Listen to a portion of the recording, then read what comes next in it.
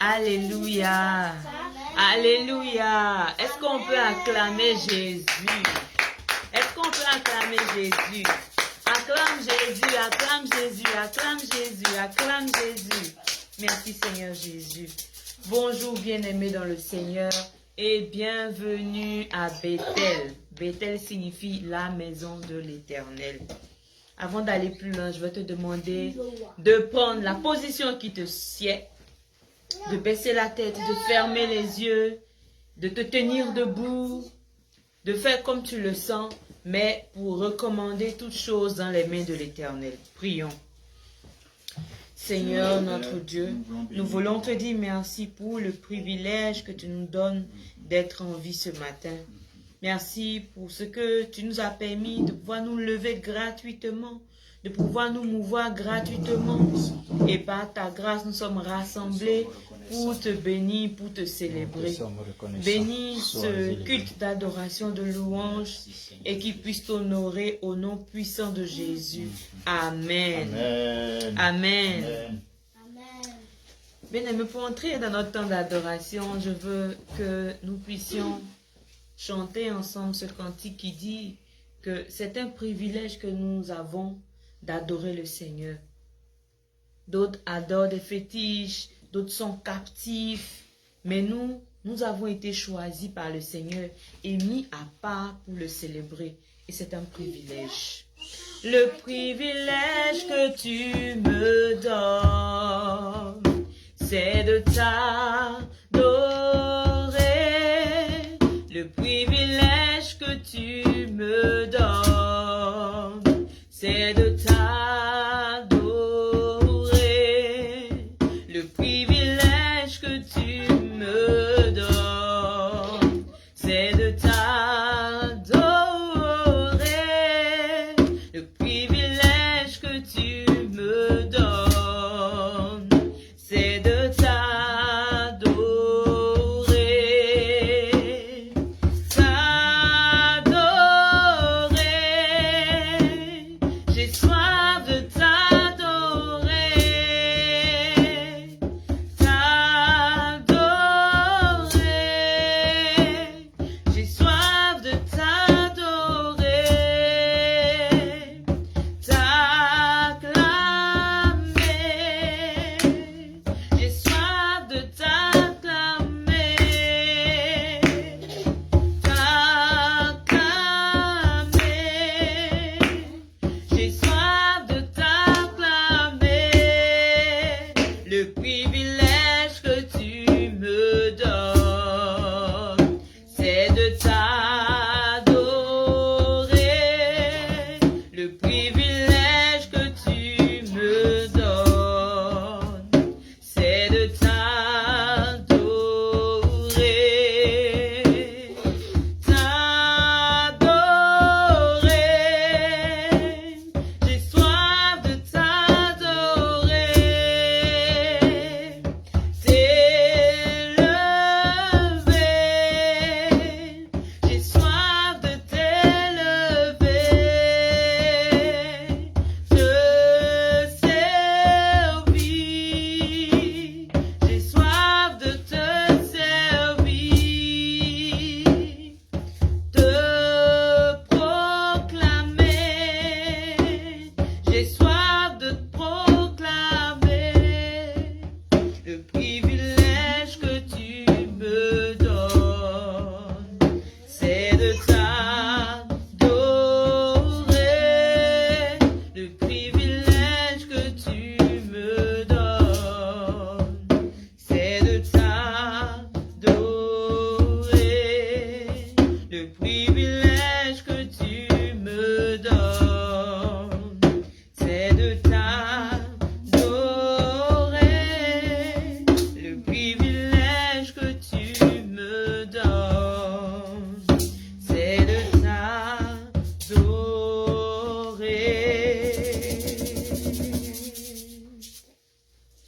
Amen. Nous allons dans le livre d'Hébreux, le chapitre 13, le verset 8 qui nous dit « Jésus-Christ est le même hier, aujourd'hui et éternellement. Bien-aimés, nous sommes dans un monde qui change tellement vite. Je me rappelle encore, il y a quelques années en arrière, le téléphone qui était à la mode, c'était un téléphone Motorola, tout rond là, l'écran, et l'écran était bleu. Et quelques années après, c'était Nokia qu'on voyait beaucoup. Ensuite, c'est devenu Samsung. Après, on est arrivé à l'ère des téléphones tactiles. Et plus on avance, plus le temps passe, les choses changent. La manière de se vêtir, la manière de se comporter, la manière de parler. Mais notre Dieu est le même hier, c'est-à-dire par le passé, aujourd'hui et éternellement. Amen. Il ne changera jamais. Amen. Il sera toujours fidèle à lui-même, fidèle à ses promesses. Je vais te demander donc d'élever ta voix pour dire merci à ton Dieu. Dis merci au Seigneur parce qu'il est constant. Et sa fidélité, malgré le monde changeant, reste inchangée, reste immuable. Sa fidélité, j'ai envie de dire, reste fidèle. Bénis le nom du Seigneur qui est constant et fidèle pour toi. Oh Papa, je veux te témoigner toute ma reconnaissance. Merci Papa parce que tu es le Dieu d'Abraham, le Dieu d'Isaac, le Dieu de Jacob, le Dieu de Noé, le Dieu de mon papa, le Dieu de mon époux, mon Dieu à moi. Merci parce que demain tu seras encore ce même Dieu qui prend soin de ses enfants et qui les délivre de toutes sortes d'attaques, de souffrances, de peine.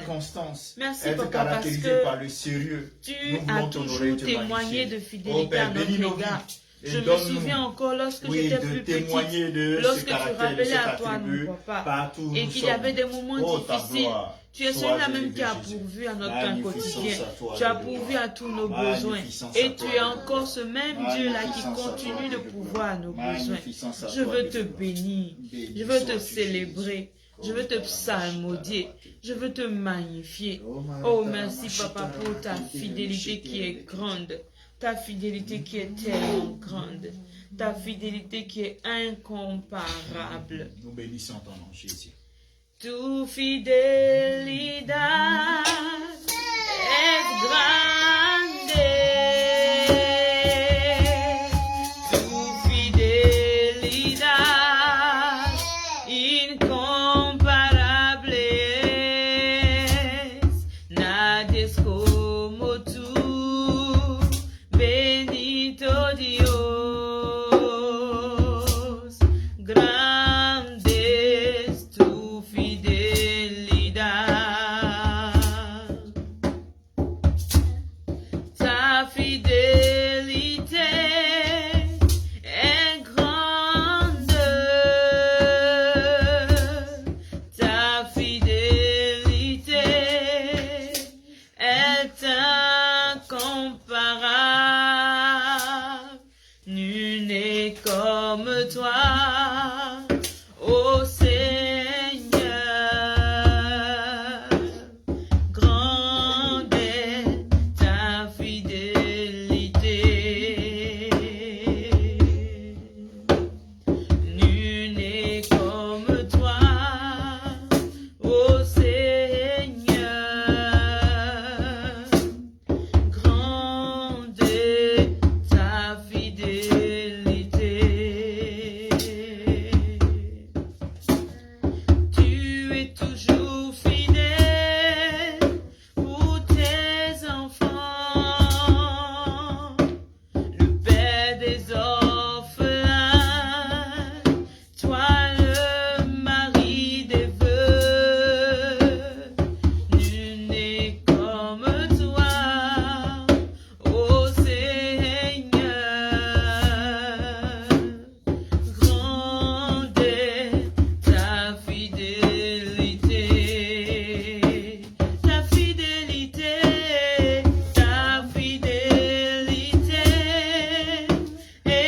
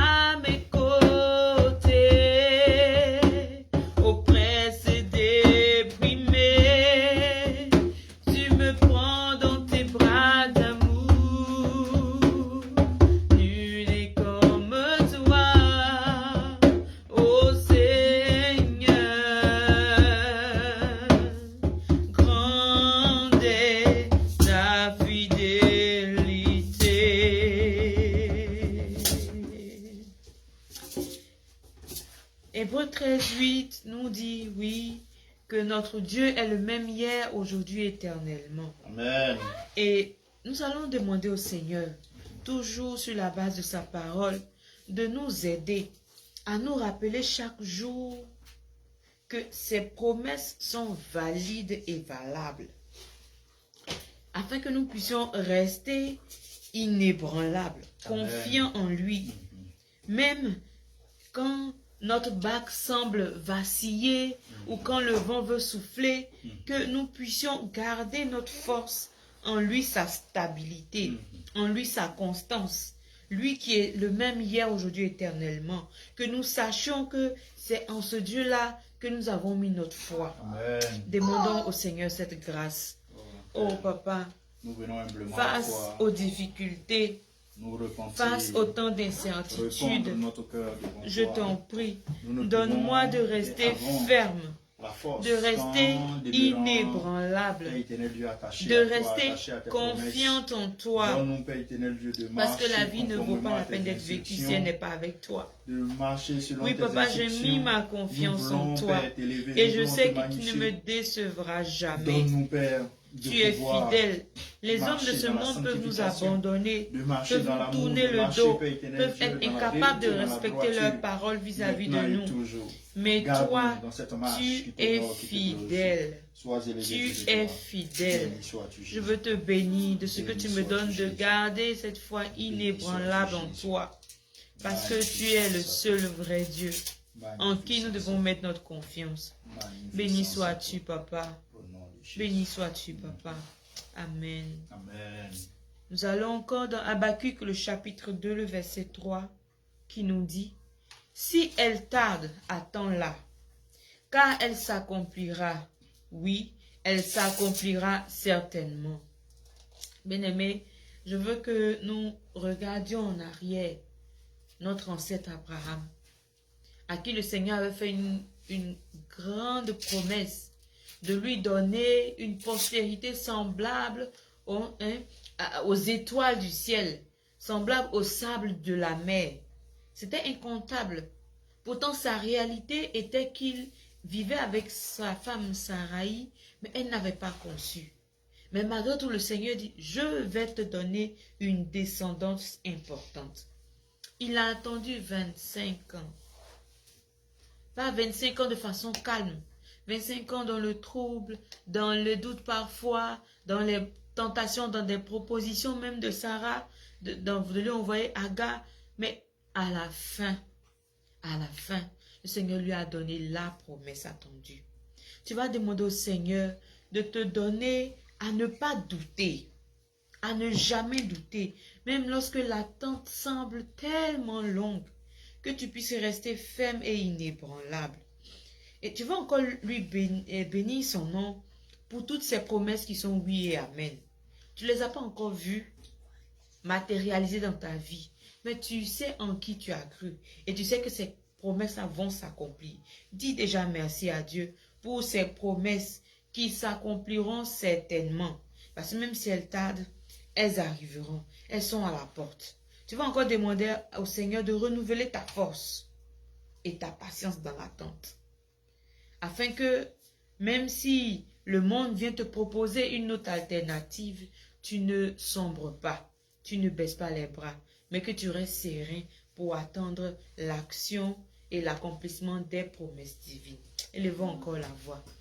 Oh, Papa, c'est vrai que face à l'attente, j'ai tendance à douter. Je veux te demander pardon pour cette incrédulité. Pardonne ce manque de confiance de mon frère, de ma soeur, face à la promesse que tu lui as faite. Donne-nous de garder encore toujours le regard fixé sur toi. Le regard fixé sur toi, envers et contre tout. Que cela prenne forme. Nous prions que cela, Père éternel Dieu, se forme dans nos vies en son temps. Donne-nous de persévérer, d'avoir une attente active, et que notre non témoignage passive, puisse d'avoir une servir attente dynamique pour toucher, dans la prière, pour impacter, pour dans la foi, influencer à notre attendre ta génération. main, pour influencer notre entourage, pour influencer notre famille, et que cela puisse contribuer à emmener encore des gens à toi. Merci Papa, parce que tu renouvelles ma force, tu renouvelles ma patience. Pendant que le vent va souffler, tu me permets de rester fixé sur toi, de m'accrocher à toi, comme Pierre s'est accroché à toi pour marcher sur l'eau. Tu me donnes de rester ferme. Merci Seigneur. Béni sois-tu Jésus-Christ. Magnificence à toi. Dieu de gloire. Sur toi je me repose. Oh, oh Jésus mon appui. Quelle merveilleuse chose. Oh, lorsque tu me conduis. Sur toi je me repose. Oh, oh Jésus mon appui. Quelle merveilleuse chose. Oh, lorsque tu me conduis. Quel beau repos, Jésus, en ta présence. Tu me conduis par ta grande puissance. Et pour toujours, m'offrant ta liberté pour l'éternité. Quel beau repos, Jésus, en ta présence. Tu me conduis par ta grande puissance. Et pour toujours, m'offrant ta liberté pour l'éternité. Quel beau repos, Jésus, en ta présence. Tu nous conduis par ta grande puissance. Et pour toujours, nous offrons ta liberté pour l'éternité. Quel beau repos, Jésus, en ta présence. Tu nous conduis par ta grande puissance. Et pour toujours, nous offrons ta liberté pour l'éternité.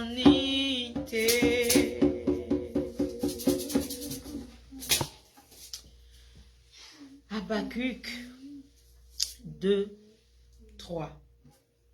Si elle tarde, attends-la, car elle s'accomplira. Oui, elle s'accomplira certainement. Avant d'aller plus loin, je veux encore insister là-dessus.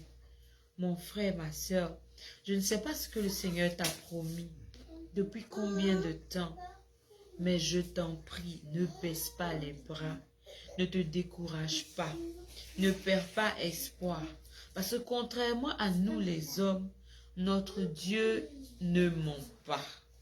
Ce n'est pas un homme. Il est tout puissant. Il est plein d'amour. Il est plein de grâce. Il est plein de bonté. S'il te plaît, attends l'accomplissement de ta promesse, car elle s'accomplira certainement. Amen. Amen.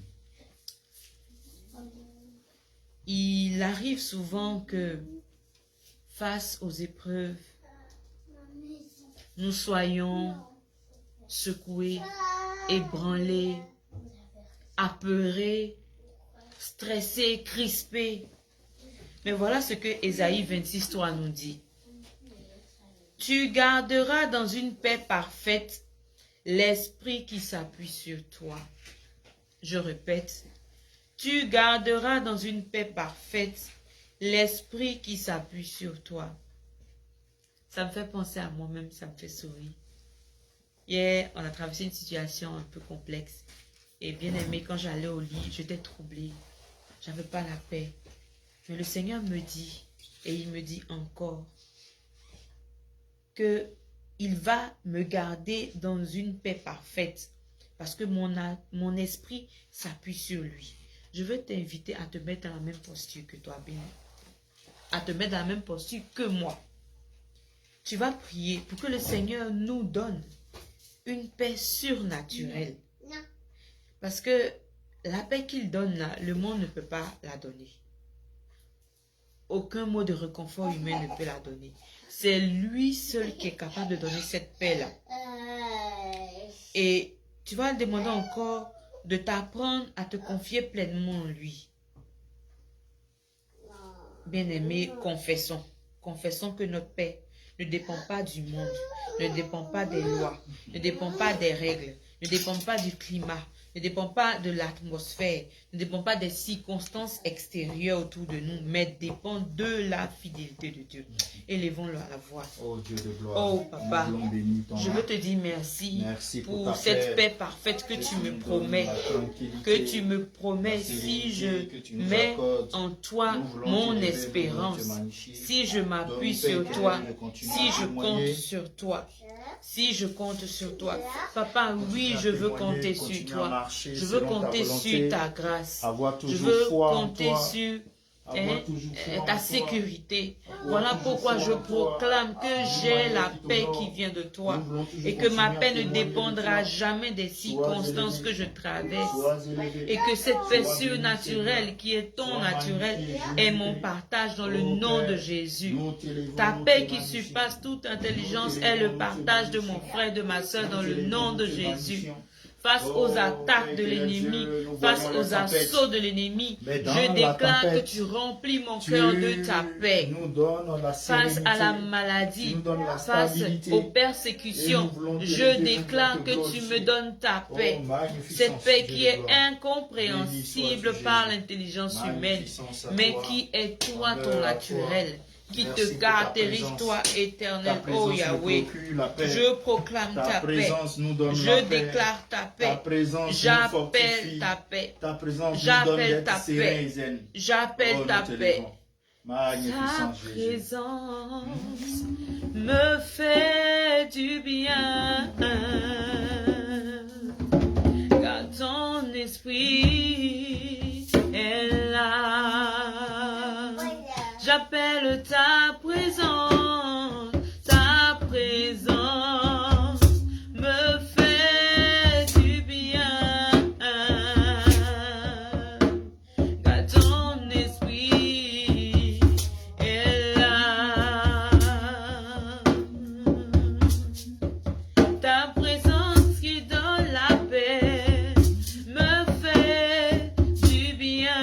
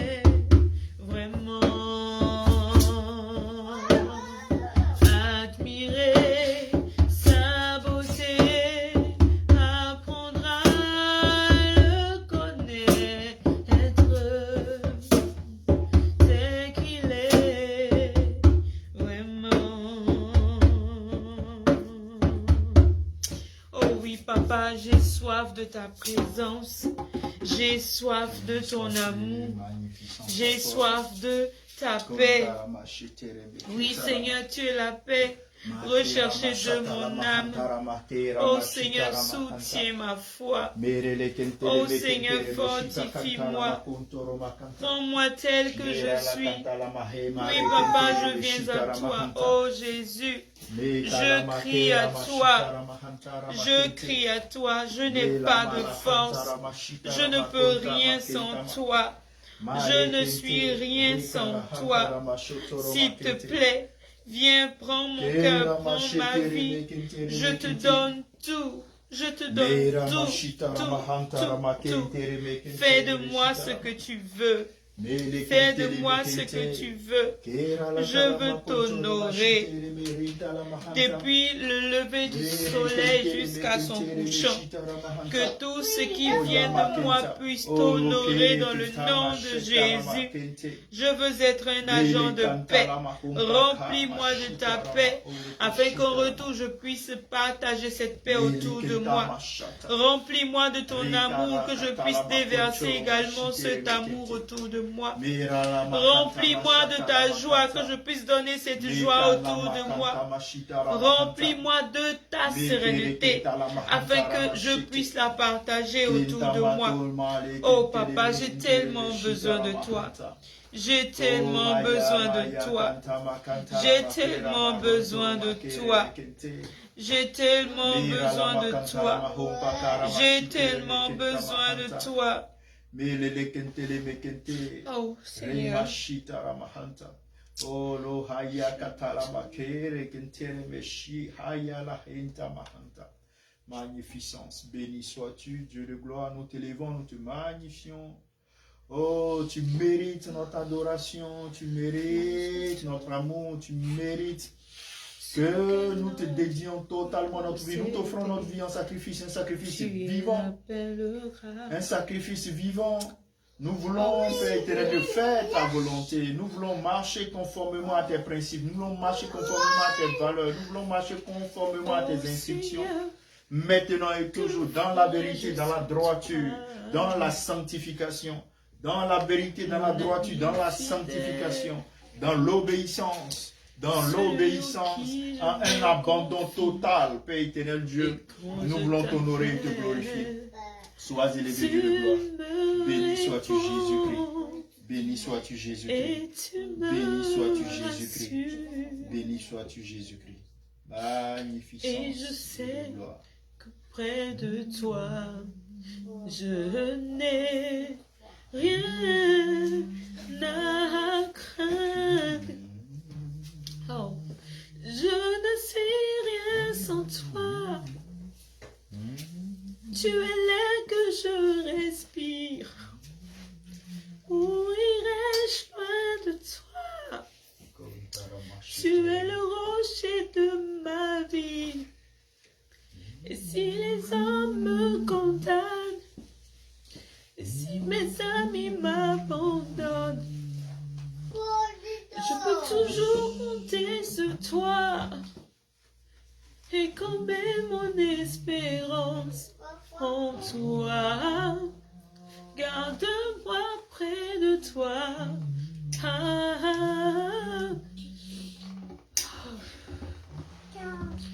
Garde-moi près de toi.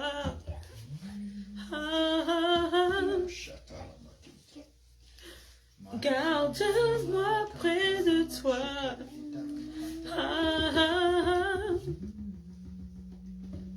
Garde-moi près de toi. J'ai tant besoin de toi. J'ai tant besoin de toi. Je me sens perdu sans toi. Seigneur, ne me lâche pas. Non, j'ai tant besoin de toi. J'ai tant besoin de toi.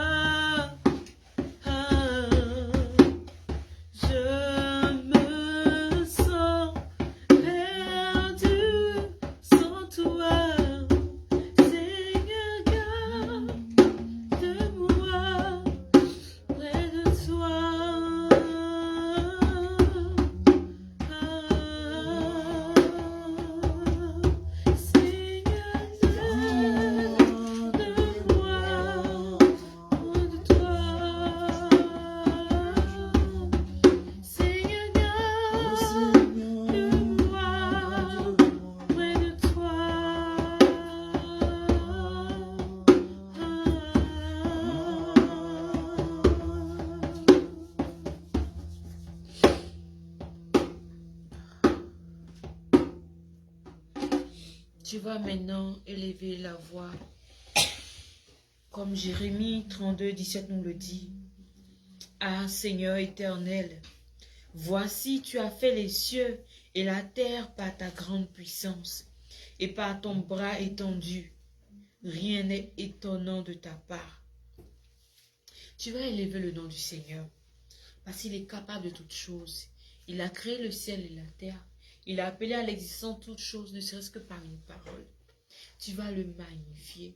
Tu vas dire combien de fois il est grand, combien il est merveilleux, combien il est grandiose. Oh Seigneur, merci.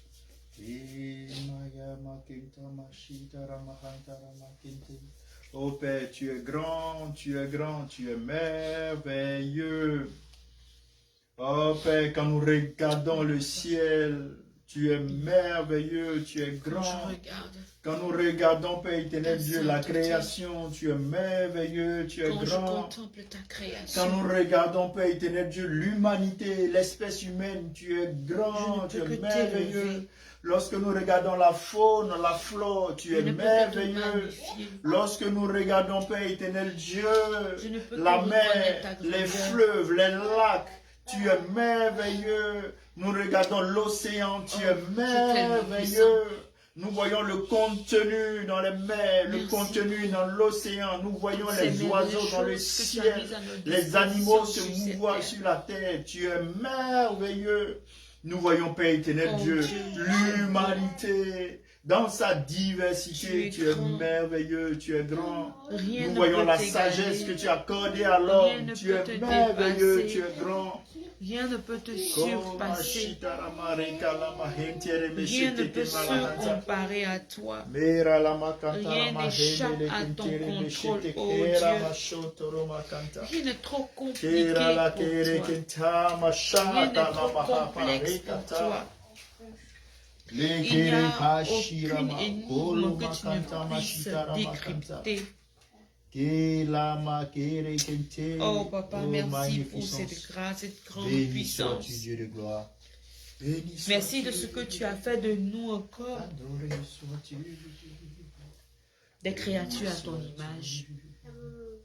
Tu nous as fait de peu égal à toi. Avec cette capacité de créer, de concevoir, de réfléchir, de choisir entre le bien et le mal. Merci pour toutes les différentes textures de cheveux que tu as créées, pour toutes les différentes couleurs d'yeux que tu as créées. Merci pour toutes les différentes couleurs de peau que tu as créées.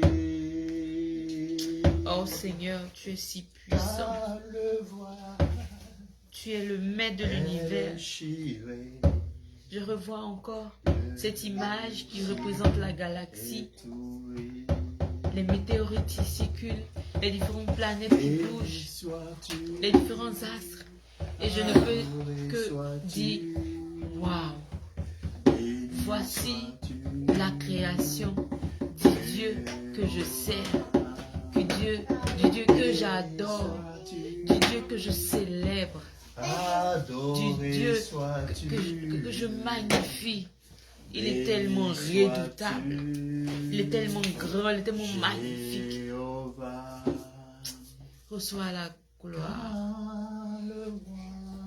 Les mots me manquent, Seigneur, parce que tu es tellement épatant. Le ciel est ouvert.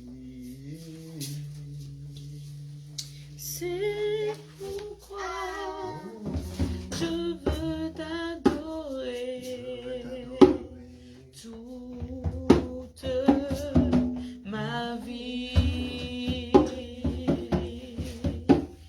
car le voile est déchiré, le ciel m'est ouvert.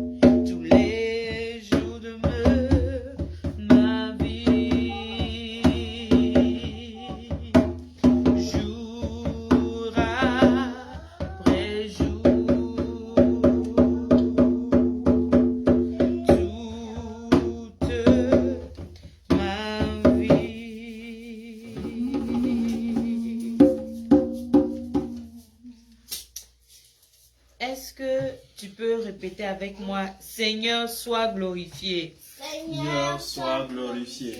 Seigneur, sois glorifié. Seigneur, sois glorifié. Toi le Dieu souverain, Toi le Dieu souverain, fidèle et redoutable, fidèle et redoutable, reçois toute la gloire. reçois toute la gloire. Amen. Amen. Amen. Amen. Merci Seigneur. Je vais te demander de te tenir debout, s'il te plaît, mon frère, ma soeur, et de te joindre à moi pour que, tout comme Psaume 150, le verset 6 nous le dit, que tout ce qui respire loue l'Éternel, louez l'Éternel.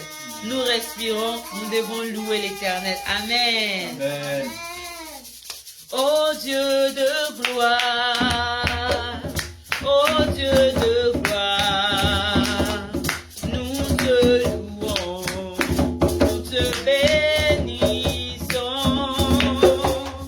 Ô Dieu de gloire, ô Dieu de gloire, nous te louons, nous te bénissons. Ô Dieu de gloire, ô Dieu de gloire.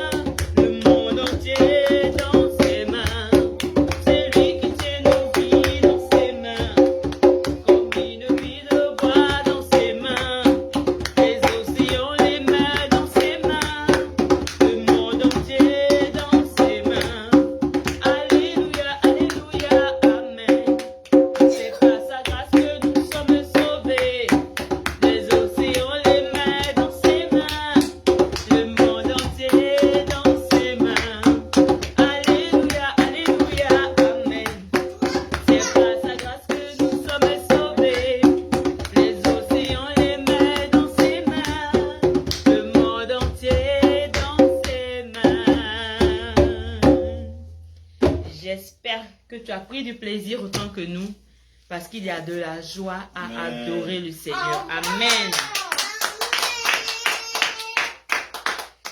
Nous passons à présent à nos offrandes. Pendant que tu te prépares, lisons ensemble Lévitique 27, 30, qui dit: toute dîme de la terre, soit des grains de la terre, soit du fruit des arbres, appartient à l'Éternel.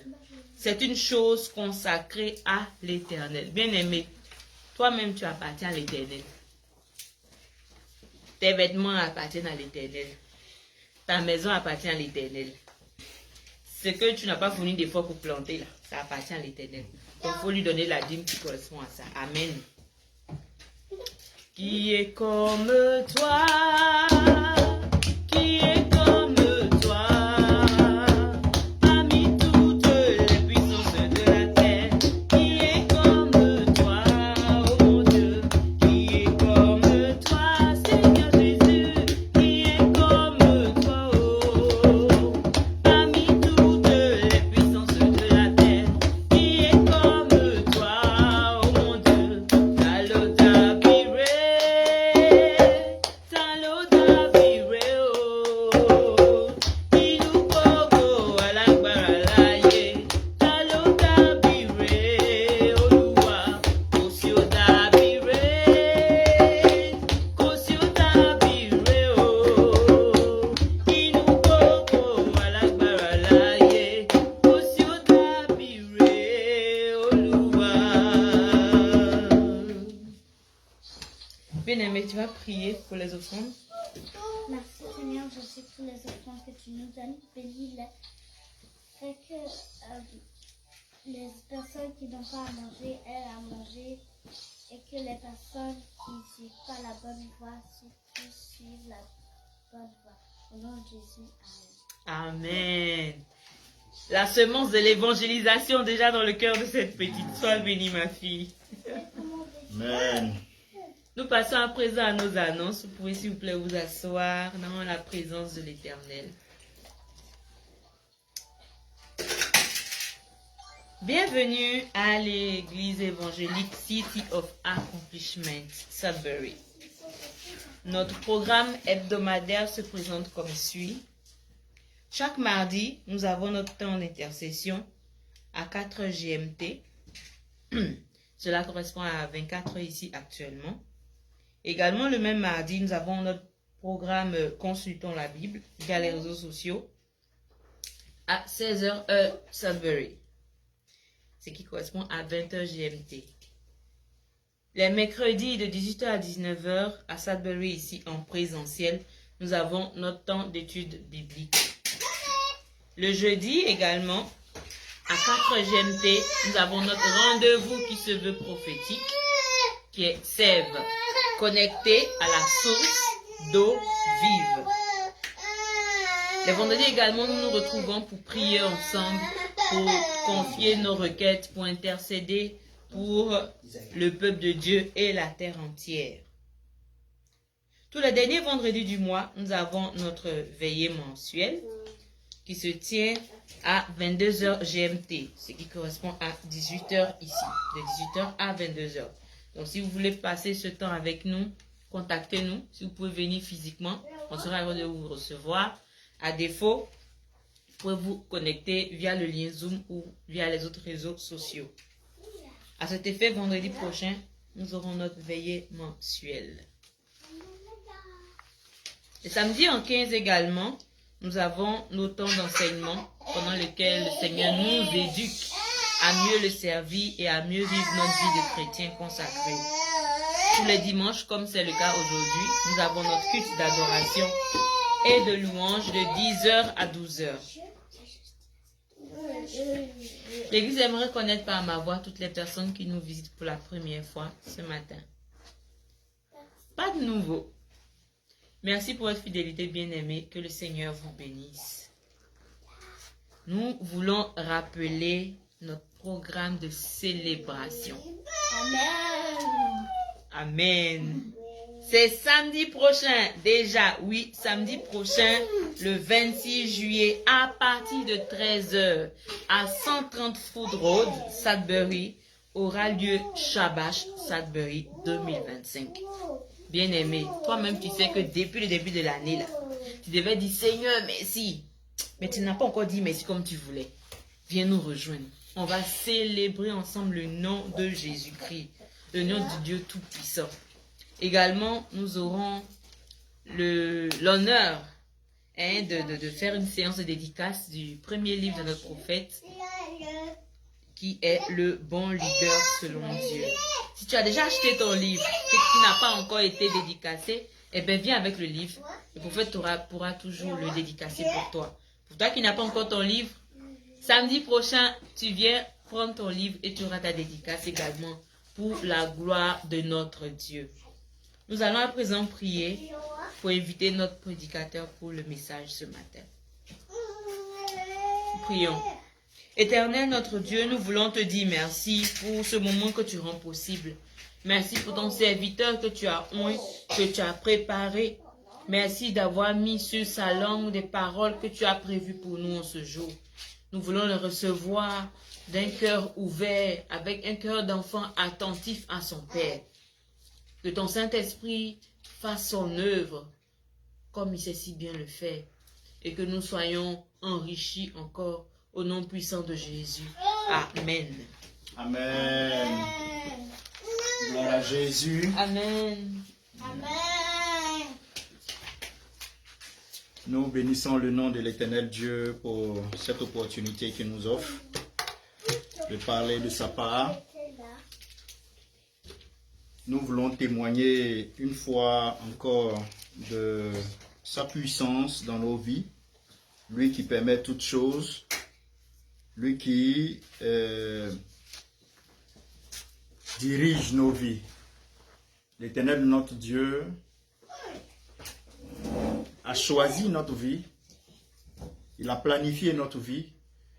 Mais il nous incombe de choisir la vie que Dieu a choisie pour nous. Il nous incombe de choisir la vie que Dieu a choisie pour nous. C'est pourquoi il nous dit, chers enfants, voici le bien, voici le mal, mais je vous conseille le bien. Donc Dieu a choisi une voie pour nous les chrétiens, avant même notre naissance. Maintenant, lorsque nous sommes nés, nous devons choisir d'appartenir à Jésus. Nous devons choisir, étant chrétiens, de demeurer avec les vertus chrétiennes, avec les valeurs chrétiennes, à nous y conformer. Bien-aimés, soyez tous bénis. Amen. Que la grâce, la faveur de Dieu soit continuellement votre partage et que son amour vous comble à tous égards. Quelles que soient vos attentes, que l'amour de Dieu, cet amour-là qui est large, qui est profond, qui est grand, qui est suffisant, qui est très haut, puisse vous combler.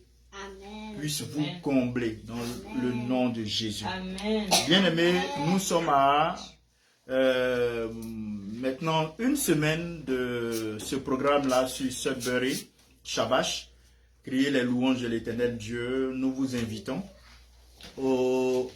quel que soit l'endroit où vous êtes, à vous organiser pour être présent, à vous organiser pour participer. Comme je l'ai dit dimanche passé, je le redis à nouveau, par la prière, par l'intercession, par les temps de jeûne et prière, quel que soit l'endroit où vous êtes, vous pouvez fléchir genoux devant le Seigneur pour que ce jour-là, sa gloire soit manifeste. Sa gloire soit manifeste, que ce soit les paroles qui vont être données par lui, que ce soit le message qui va être donné, que ce soit les témoignages, la qualité de vie, que ce soit les chants, que ce soit les sons en termes d'instruments, que tout ceci, que ce soit la disposition, que ce soit les cœurs qui viendront, que tout participe à donner gloire à Jésus, que tout participe. Et cela ne sera possible que, oui, si d'un commun accord, nous nous évertions à prier, nous nous évertions à fléchir genoux devant Dieu pour que lui, sa volonté se fasse. Nous avons nos plans, nous avons nos projets, mais seul lui, son plan et sa volonté sont meilleurs. Voilà, son plan, sa volonté sont forcément meilleurs pour l'être humain que nous sommes. Nous allons prier et juste après, nous allons rentrer dans le message qui nous réunit en ce jour. Prions. Dieu notre Père, notre Roi, nous voulons t'élever, nous voulons te magnifier, nous te bénissons pour ce jour. Nous prions que, Papa, c'est toi qui parles. Fais taire en moi toute volonté de vouloir faire une prouesse quelconque. Fais taire en moi toute volonté de vouloir paraître. Fais taire en moi toute volonté d'orgueil, mais d'être juste un canal vide par lequel tu passes pour t'exprimer à ton peuple. Afin que les paroles que tu vas me permettre de faire sortir de la bouche, de ma bouche, participent à transformer les cœurs, à ramener les cœurs à toi, à révéler les cœurs endurcis, et que chacun de ces cœurs-là se reconnaisse faible et accepte que c'est en toi que ce cœur-là est régénéré, cette vie-là est restaurée. Je prie que dans ta souveraineté, tu touches nos cœurs, tu touches nos vies, et que tu les transformes, que nous soyons des chrétiens meilleurs, que nous soyons des serviteurs meilleurs, dans l'humilité, dans l'abandon, dans la dépendance à toi, Jésus. Dans la dépendance à toi, Jésus. Nous ne faisons pas notre volonté, mais nous faisons ce que le Maître nous a montré, nous faisons ce que le Maître nous demande de faire. Et Jésus nous a donné le modèle, Jésus nous a donné le comportement, Jésus nous a donné les paroles, l'attitude. Père, que ce message reflète ta puissance. Cette puissance transformatrice, cette puissance directrice. Sois élevé, Dieu de gloire, Jésus-Christ. C'est en ton nom glorieux et merveilleux que nous avons prié. Ensemble, nous pouvons dire Amen. Amen. Bien-aimés, nous allons nous tenir debout pour un petit test. Pour ceux qui le peuvent, vous allez vous tenir debout. Nous allons ensemble lire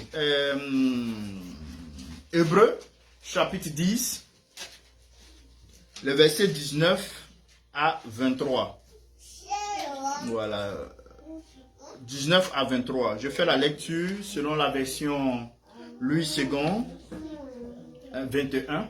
Voilà. Je fais la lecture. Ainsi, frères et sœurs, nous avons par le sang de Jésus l'assurance d'un libre accès au sanctuaire. Cette route nouvelle et vivante, il l'a inaugurée pour nous au travers du voile, c'est-à-dire de son propre corps. De plus, nous avons un souverain prêtre établi sur la maison de Dieu. Approchons-nous donc avec un cœur sincère, une foi inébranlable, le cœur purifié d'une mauvaise conscience et le corps lavé d'une eau pure. Le verset 23, sur lequel nous allons nous appuyer, nous dit ceci. Retenons fermement l'espérance que nous proclamons, car celui qui a fait la promesse est fidèle. Amen. Amen. Veuillez vous asseoir. Dans la version Louis II 1910, le verset 23 est dit ainsi. Retenons fermement la profession de notre espérance, car celui qui a fait la promesse est fidèle. Bien-aimé, c'est le temps pour toi. C'est le temps pour moi. C'est le temps pour l'espèce humaine, l'humanité, dans sa totalité, de demeurer ferme dans les promesses de Dieu.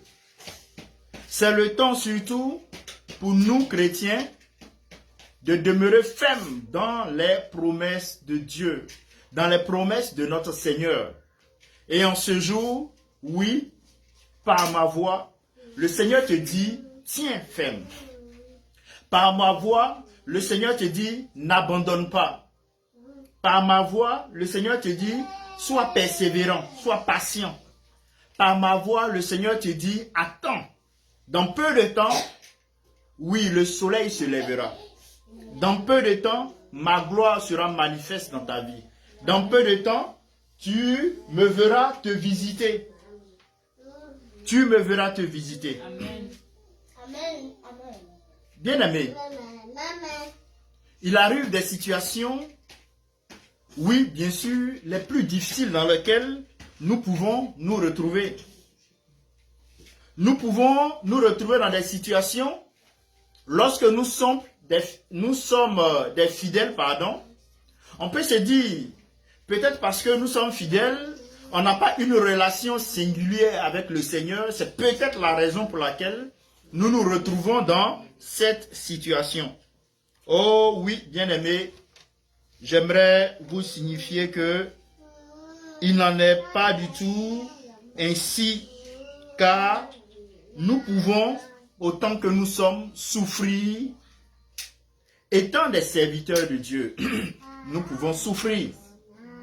Étant des oints, des hommes de foi, nous pouvons souffrir du temps que Dieu met par moment à exécuter sa volonté dans notre vie, de l'action salvatrice de Dieu par rapport à un problème que nous rencontrons. Oui, c'est ce qui m'amène à vous parler de ce missionnaire américain qui a marqué son époque, qui a marqué le 19e siècle. Il s'appelait Adoniram Judson. Adoniram Judson. Il a été envoyé en Birmanie au 19e siècle et arrivé en Birmanie, il fut emprisonné pendant près de 2 ans. Il a été emprisonné dans des conditions inhumaines. Dans des conditions inhumaines. Un jour, un gardien se moqua de lui et lui dit, alors, Judson, lui dit-il, que pensez-vous de la grandeur de vos projets de conversion des Birmans maintenant? Là, c'est le geôlier qui parle aux missionnaires. Que pensez-vous de la grandeur de vos projets de conversion aux Birmans? Avec une note de moquerie. Voulant se moquer du serviteur de Dieu, de ce missionnaire, voulant encore l'abattre, parce qu'il était maltraité, il était dans cette prison-là, dans des conditions inhumaines. Mais quelqu'un qui croyait en Dieu, quelqu'un qui était attaché à Dieu, quelqu'un qui a quitté les États-Unis pour la Birmanie, pour le Seigneur, il se retrouve en prison. Il se retrouve maltraité. Il se retrouve humilié, brisé. Et il attendait le secours de Dieu. Et à l'intérieur de cette prison, le geôlier se moque de lui pour lui dire, tout ce que tu as annoncé, qu'est-ce qu'il en est? Tu es là cloué dans cette prison, qu'est-ce qu'il en est? Et Judson, les yeux remplis d'espoir malgré ses chaînes, répondit, le missionnaire dans cette position de faiblesse humaine, dans cette position triste, humiliante, qui pouvait même frôler un tant soit peu le désespoir, il répondit au geôlier en lui disant ceci. Le missionnaire Johnson, les yeux emplis, oui bien-aimé, d'espoir, malgré ses chaînes, répondit au geôlier, mon espoir est aussi vivant que le trône de Dieu.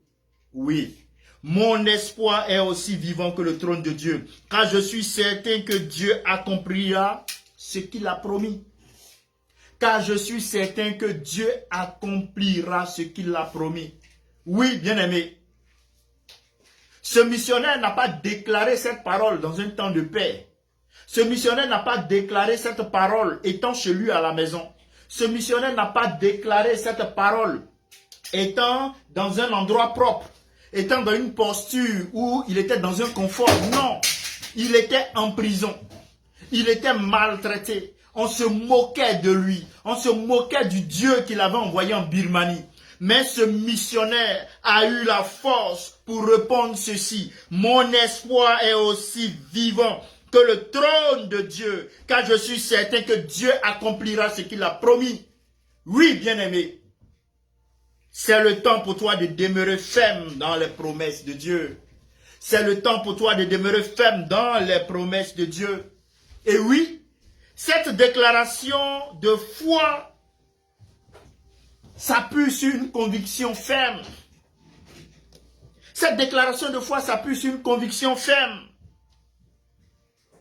Une conviction profonde. Dieu est fidèle à ses promesses. Dieu est fidèle à ses promesses. Aujourd'hui, dans un monde troublé, bien-aimé, où les cœurs sont inquiets, Dieu nous appelle à demeurer dans ses promesses immuables. Dieu nous appelle à demeurer dans ses promesses immuables.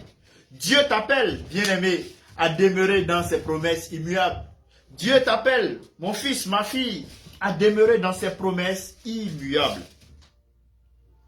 C'est pourquoi, bien-aimé, le texte que nous avons lu tout à l'heure, singulièrement le verset 23 de Hébreux, chapitre 10,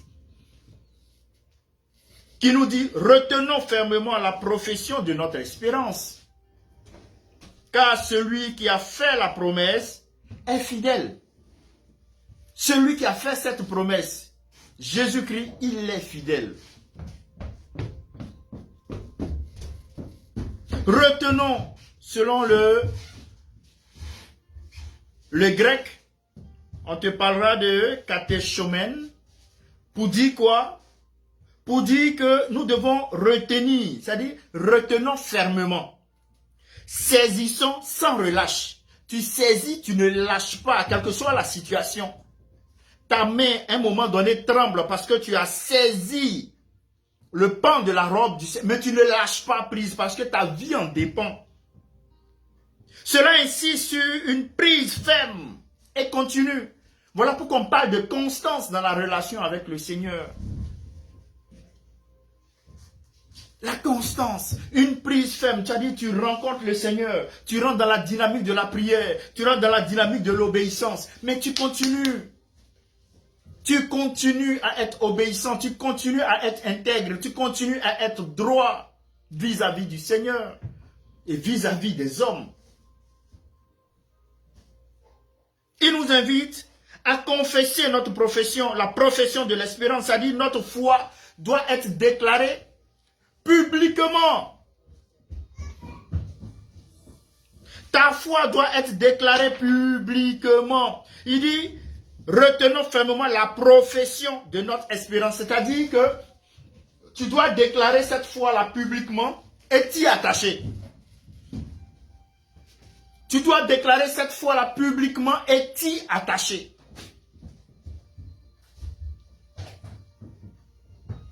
C'est comme j'entends certaines personnes dire, je suis chrétien dans mon cœur, personne ne... Dans mon cœur, on sait que je suis chrétien. Dans mon cœur, on sait que je suis chrétien. Non, c'est pas que dans ton cœur, on sait que tu es chrétien. C'est pas que dans ton cœur, on sait que tu es chrétien. Non. Tu dois dire que tu es chrétien. Ta vie doit témoigner que tu es chrétien. Ta vie doit témoigner que tu es chrétien. Tu ne peux pas venir selon les jours où ça t'arrange, dire que tu es chrétien. Non. Là où on coupe la tête, tu dois dire je suis chrétien. Là où on enferme, tu dois dire que je suis chrétien. Là où on va t'arracher l'emploi, tu dois dire que tu es chrétien. C'est ça, professer publiquement sa foi. Aujourd'hui, nous avons des jeunes, des adultes qui sont chrétiens, mais on ne sait même pas. C'est quand tu les rencontres à l'église, tu dis, ah, toi tu viens, tu es chrétien? À toi on dit ça, non? Parce qu'au travail, tu te comportes comme les païens. Tu voles, tu triches. Dans le quartier, tu couds les filles aussi, tu es dans la fornication, dans l'adultère. Et bizarrement, ton voisin avec qui tu te retrouves dans les boîtes de nuit et qu'on sort, vous vous croisez à l'église. Mais il va te demander si toi aussi tu es chrétien. Ou s'il croise ton pasteur, il va dire, mais attends, celui-là, nous on boit nos bangui et on se retrouve dans nos cabarets ensemble. On doit publiquement proclamer notre confession de foi en Jésus. Tu ne peux pas vivre ta vie dans ton cœur en tant que chrétien. Non. Tout le monde doit savoir que tu es chrétien. Tu dois l'annoncer. Moi, je suis chrétien. Voici ma ligne de conduite. C'est ce que Paul nous dit ici. Pardon. L'auteur du livre des Hébreux. Pardon. Je vais citer Paul tout à l'heure. Retenons fermement la profession de notre espérance. Qu'est-ce que tu dis publiquement? Tu t'attaches à cela. Bien-aimé, car celui qui a fait la promesse, il est fidèle.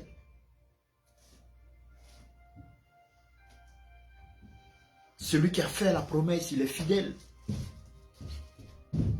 Bien-aimé, l'auteur de l'épître aux Hébreux nous exhorte à rester attachés à notre espérance en Dieu, malgré les persécutions. Car la fidélité de Dieu est comme une ancre inébranlable. C'est quoi les persécutions? C'est quand tu n'arrives pas à payer ton loyer. C'est quand tu n'arrives pas à joindre les deux bouts. C'est quand tu pries le Seigneur pour une maladie qui est dans ton corps et cette maladie ne part pas. C'est quand tu es menacé parce que tu es chrétien. C'est quand tu es mis en prison parce que tu es chrétien. C'est quand dans cette entreprise-là, il y a du racisme, que ce soit systémique ou réel. C'est quand on veut t'obliger à adopter un comportement anti-chrétien. Tout ceci, c'est la persécution. Parce qu'on sait que tu es chrétien, ce financement auquel tout le monde a droit, toi, tu n'as pas droit à cela. Mais c'est ça. Mais face à cela, la Bible nous dit que nous devons rester attachés à notre espérance. Parce que ce que tu veux faire, c'est pour qui? C'est pour Dieu. Mais pourquoi tu veux aller chercher un feu étranger pour venir servir le Seigneur? Pourquoi est-ce que tu veux t'arborer d'un feu étranger pour venir servir Dieu? Non. Soit tu décides de te servir. Ok, tu peux aller prendre un feu étranger. Ça n'engage que toi. Mais s'il s'agit de Dieu, tu ne peux pas prendre un feu étranger. Tu ne peux pas dire que tu vas aller voler pour venir servir Dieu. Tu vas aller tromper les gens. Non, ils disent que ici c'est pour les chrétiens. Mais si là tu réunis ta foi, on va te donner le financement. Si tu réunis ta foi, on va te permettre d'être célèbre. Si tu réunis ta foi, on va faire la promotion de ta musique. Tu seras célèbre avec beaucoup d'argent. Et tu le dis, non, je vais entre 4 murs, personne ne me voit. Je vais aller régner ma foi. Je vais être célèbre et puis je vais prendre l'argent pour venir servir le Seigneur. Non. C'est un feu étranger. C'est un feu étranger. C'est un feu étranger. Et le Seigneur détruit cela. Les fils du prêtre Élie en sont les témoins. On n'envoie pas le feu étranger dans la maison de l'Éternel Dieu pour l'adorer. Voilà pourquoi tu dois tenir ferme. Ce que tu as proclamé, tiens-toi ferme. Tu as proclamé Jésus Seigneur. Tu as proclamé que sans Jésus, ta vie n'a pas de sens. Tu as proclamé que Jésus est la résurrection. Tu as proclamé que Jésus est la vie. Tiens-toi ferme quand viendra la tempête. Tiens-toi ferme quand viendra la tribulation. Tiens-toi ferme quand viendra la persécution. Bien-aimé, le chrétien ne vit pas selon ce qu'il voit, mais selon ce que Dieu a promis. Et j'aime à le dire, ce ne sont pas nos émotions qui font agir le Seigneur, c'est sa parole. Qu'est-ce que tu sais de Dieu? Qu'est-ce que tu sais de Dieu? Parce que c'est ce que tu sais de Dieu qui emmènera Dieu à agir dans ta vie. Qu'est-ce que tu sais de Dieu? Ce que tu sais de Dieu emmènera le Seigneur à agir dans ta vie. Qu'est-ce que tu sais de lui? Demeure ferme. Oui, mon bien-aimé, demeure ferme. C'est refuser d'abandonner même lorsque le visible contredit l'invisible. Quand tu décides de demeurer ferme, ma fille, c'est que tu refuses d'abandonner même lorsque le visible contredit l'invisible. Tu es marié depuis plusieurs années, tu n'arrives pas à avoir d'enfant. On te dit d'aller voir un marabout. Tu dis non. Tu es marié depuis plusieurs années. Ta famille, ta belle famille te suit. Tu n'arrives pas à avoir d'enfant. On te dit, va jeter des coris, va faire un sacrifice de poulet dans une rivière, dans une grotte. Tu dis non. C'est ça. Refuser d'abandonner, même lorsque le visible contredit l'invisible. Parce que nous savons que dans l'invisible, Dieu a déjà tout accompli pour nous. Il a ce projet-là qu'il a formé pour nous, afin que nous ayons non seulement la paix, mais aussi un avenir qui va nous conduire dans l'espérance. Donc tout ce que nous demandons dans la prière par la foi, cela nous est accordé. Nous savons que nous l'avons. Et nous possédons cela déjà dans la dimension invisible. Mais nous attendons la réalisation visible de cela. Mais dans cette attente, une attente active, nous n'abandonnons pas ce que nous avons proclamé. Tu pries, tu es malade depuis plusieurs années et cette maladie ne part pas. On te dit d'aller voir un occultiste. Ta situation financière ne change pas. On te dit d'aller voir un occultiste. Mais ne va pas, n'abandonne pas ta foi. Bien-aimé, c'est le temps pour toi de demeurer ferme à la promesse, la proclamation, la profession de ton espérance. De demeurer ferme dans ta foi en Jésus-Christ. Cela m'amène à parler maintenant de la nature, bien-aimé, des promesses de Dieu. La nature des promesses de Dieu. Citons 2 Pierre, chapitre 1, le verset 4. 2 Pierre, chapitre 1, le verset 4 nous dit « Celle-ci nous assure les plus grandes et les plus précieuses promesses. Celle-ci nous assure les plus grandes et les plus précieuses promesses, afin que par elles, vous deveniez participants de la nature divine. » Afin que par elles, vous deveniez participants de la nature divine. Bien-aimés, les promesses divines, retiens ceci. Les promesses divines sont précieuses. Le grec te dira timia. Pour dire quoi? Que ça a un grand prix. Les promesses divines ont un grand prix. Le texte encore nous dit que les promesses divines sont grandes. Et là, le grec te dira megista. Pour dire quoi? Que ces promesses-là sont abondantes. Ces promesses-là sont dans une dimension de dépassement de l'entendement humain. Donc, si tu veux, ce sont des promesses qui sont waouh. Les promesses divines sont waouh. Elles sont abondantes. D'un grand prix. Et ça dépasse l'entendement humain. Voilà pourquoi lorsque le Seigneur agit, oui, les convertis crient waouh, ils sont stupéfaits, ils sont éblouis par l'action de Dieu dans la vie de l'espèce humaine. Bien-aimés, les promesses de Dieu ne sont pas seulement des réconforts. Oui, ce ne sont pas seulement des réconforts, les promesses de Dieu, mais des vérités qui nous transforment. Ces promesses ne te réconfortent pas seulement, mais elles transforment. Donc, quelle est la situation dans laquelle tu es? Tu es dans une situation de stérilité. Dieu il va te réconforter dans cette situation de stérilité. Mais qu'est-ce qu'il va faire? En plus du réconfort, tu pourras maintenant faire face à la famille, faire face au regard des uns et des autres. Tu n'auras plus honte, tu n'auras plus peur, tu n'auras plus de gêne, parce que Dieu te réconforte. dans ta stérilité. Et maintenant, qu'est-ce qu'il fait? Cette parole est transformatrice. Il va transformer ton sein.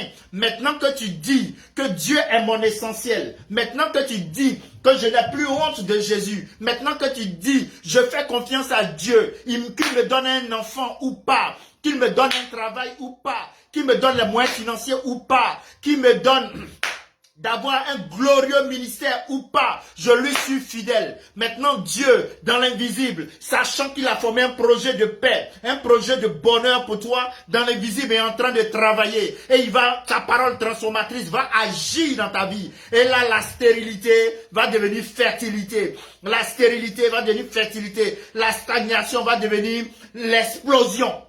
C'est ça le Seigneur. Donc sa parole, ses promesses ne sont pas seulement que réconfort, mais elles sont aussi transformatrices.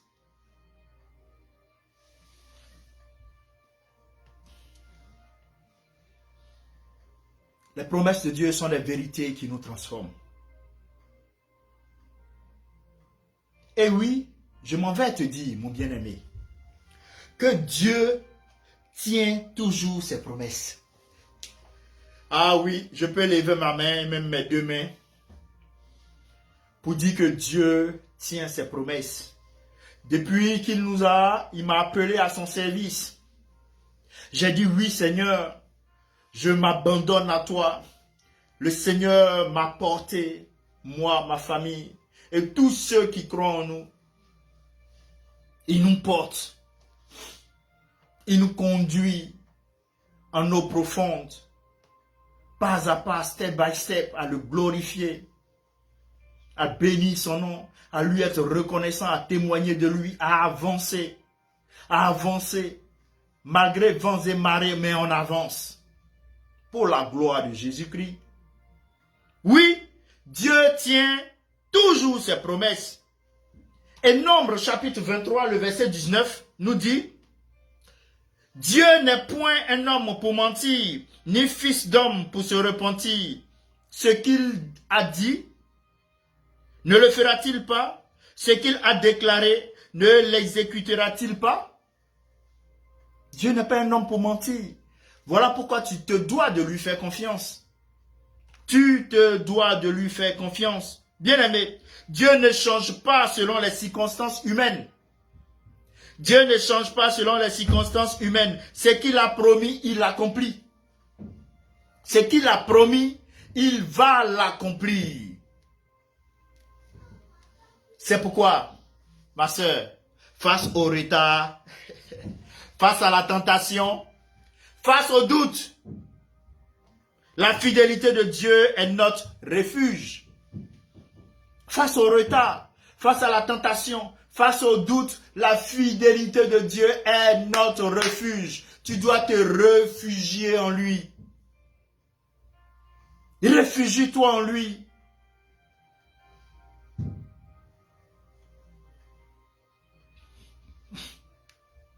Pourquoi? Parce que l'espoir, notre espoir est ancré dans les promesses de Dieu.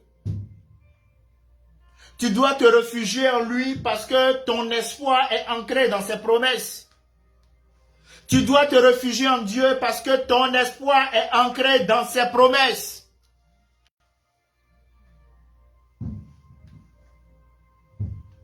Allons en Hébreux chapitre 6. Hébreux 6, 17 à 19.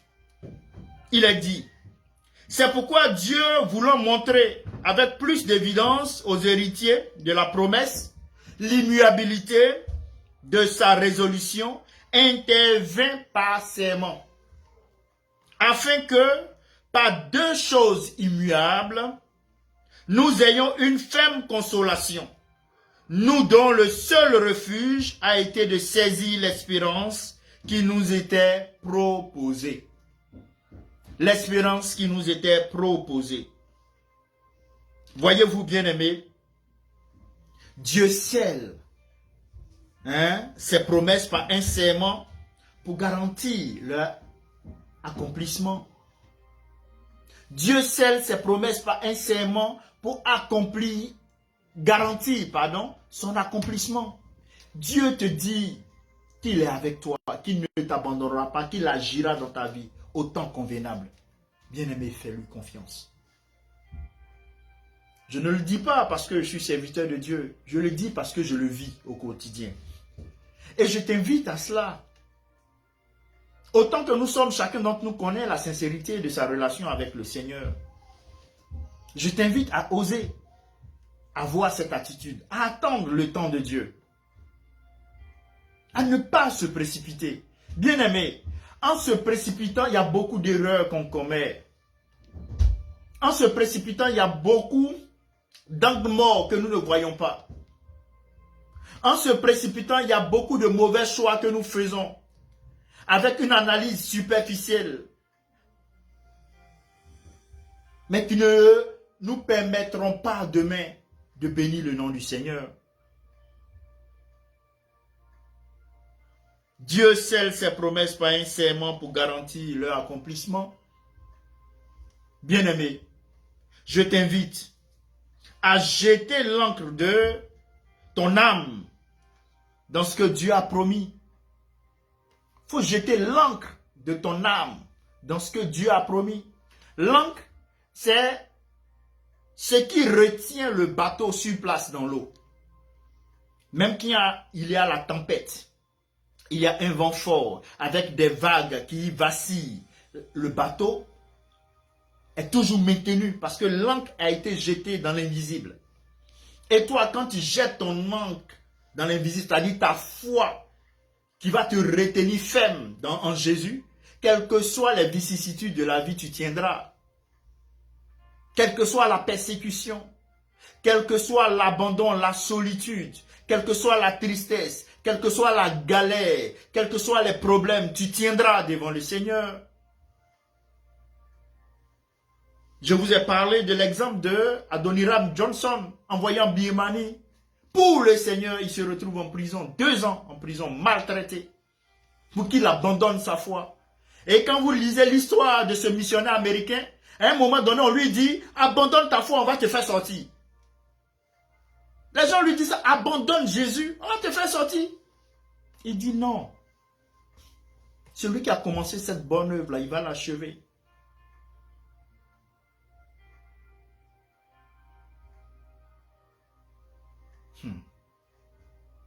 Bien-aimés, nous devons jeter l'encre de notre âme dans ce que Dieu a promis, même quand les tempêtes de la vie souffrent. Même quand les tempêtes de la vie souffrent. Fais confiance au Seigneur.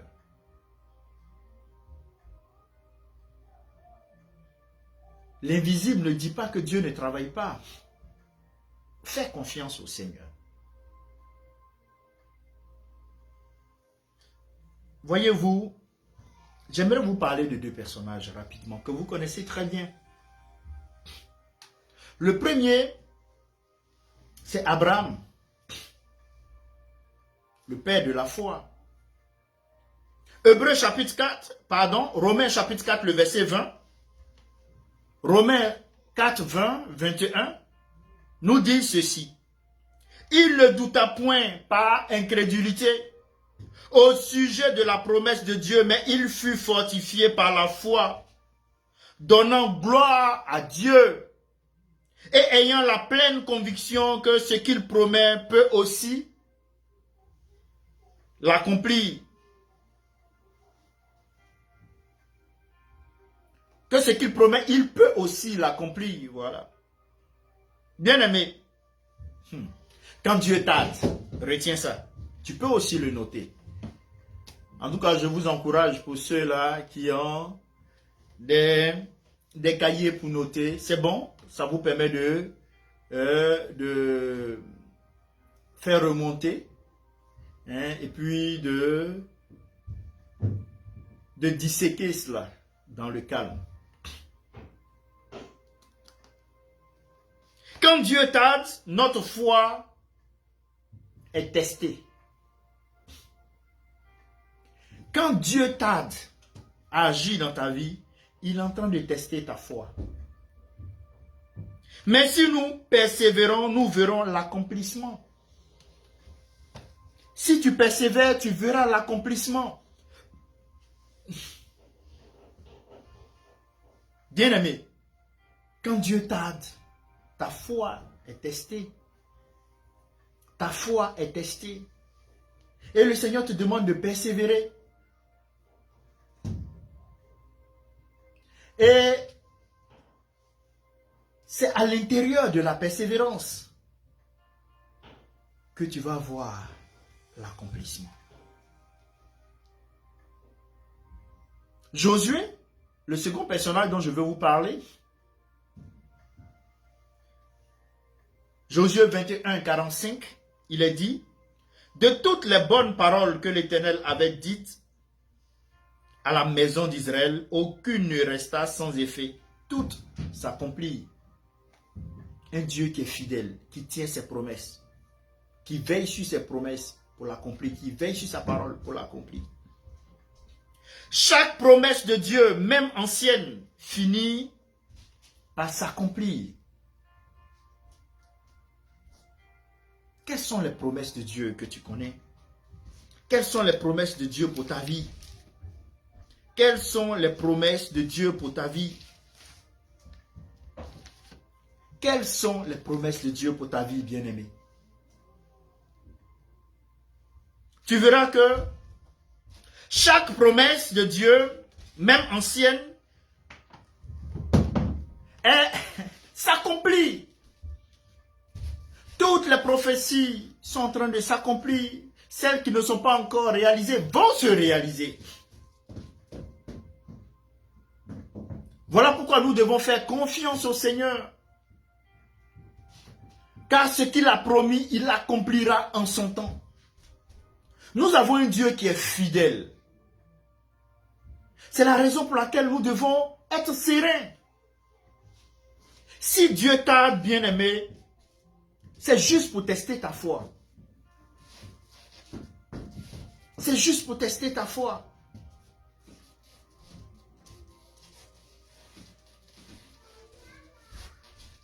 Et dans ce cadre, je m'en vais maintenant parler de ta responsabilité.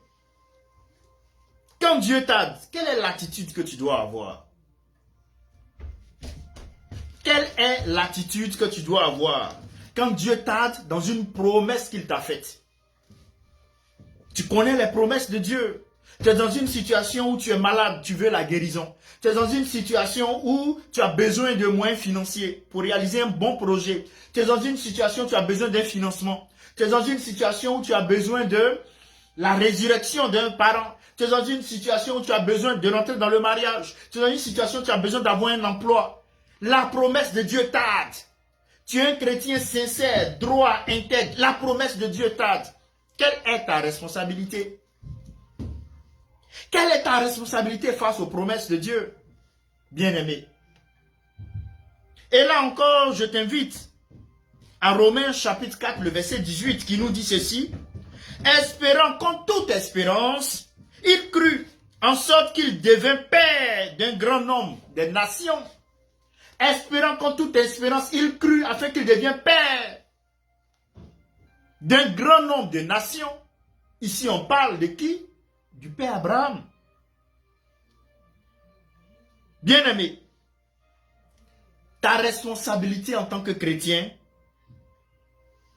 c'est de t'accrocher à la parole de Dieu, pas aux circonstances. Accroche-toi à la parole de Dieu, pas aux circonstances. Dieu a dit qu'il va te bénir. Il va te bénir. Même si tu vois que tu as des difficultés financières, même si tu vois que la maladie ne veut pas quitter ton corps, Dieu a dit qu'il va te guérir. Attends son temps. En son temps, tu recevras la guérison pour sa gloire. Parce qu'il fait toutes choses pour sa gloire.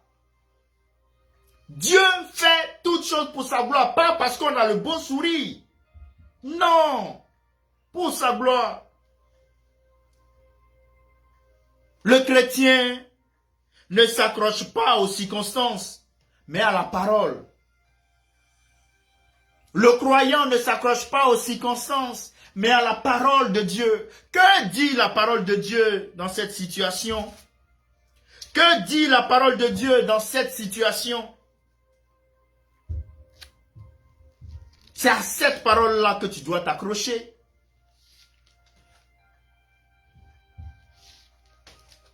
Bien-aimé,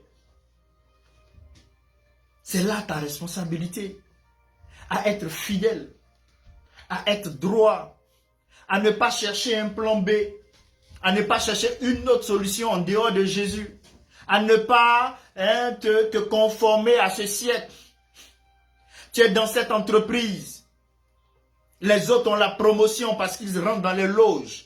Et toi, depuis lors, tu attends aussi d'avoir la promotion pour avoir un certain niveau financier qui te permettra de réaliser des bons projets. Mais jusque-là, rien. Et les autres te naguent. Mais nous sommes dans telle confrérie. Et oui, voilà, nous sommes achetés 2, 3, 4, 5 maisons avec 6 voitures. Voilà tel bien que nous avons. Mais bien-aimé, accroche-toi à la parole de Dieu. Les bénédictions de Dieu ne sont suivies d'aucun chagrin. Les bénédictions de Dieu ne sont suivies d'aucun chagrin. Je ne veux même pas te décourager pour te dire, tu n'es pas venu sur la terre pour avoir des maisons. Tu n'es pas venu sur la terre pour avoir des entreprises. Tu n'es pas venu sur la terre pour avoir des possessions. Parce que le royaume auquel tu appartiens, le royaume céleste, nous sommes des ambassadeurs. Venus en mission, nous allons rentrer chez nous après. Donc pourquoi ternir sa mission en cherchant à avoir des possessions sur cette terre? Pourquoi détruire sa mission en cherchant à avoir des possessions sur cette terre? Pourquoi détruire sa mission en cherchant à réaliser les désirs de son cœur? Ce n'est pas toi qui réalises les désirs de ton cœur. C'est Dieu qui réalise les désirs de ton cœur. Parce qu'à partir du moment où tu te soumets à Dieu, forcément tes désirs seront conformes à sa volonté.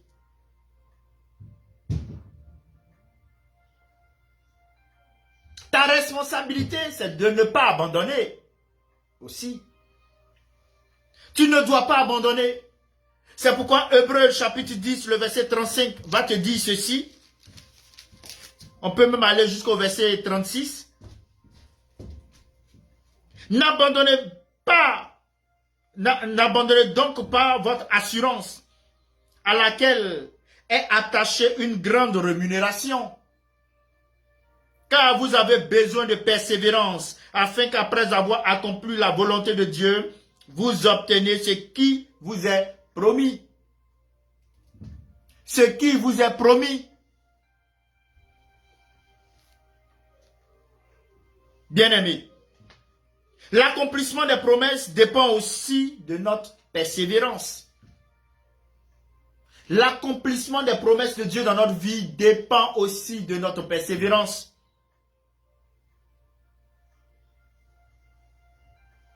Voilà pourquoi tu dois être persévérant. Et lorsque tu es persévérant, c'est-à-dire tu es dans une dynamique active, une patience active, une persévérance dans la prière, une persévérance dans les valeurs de Dieu, une persévérance dans la droiture, une persévérance dans l'amour de Dieu, une persévérance dans la foi, dans le bon combat de la foi, une persévérance.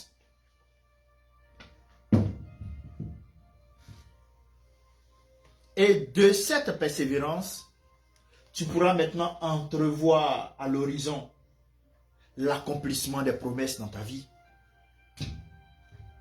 Tu verras maintenant que Jésus vient à toi, réalisant les désirs de ton cœur, parce que tu lui as prouvé que tu fais de lui tes délices.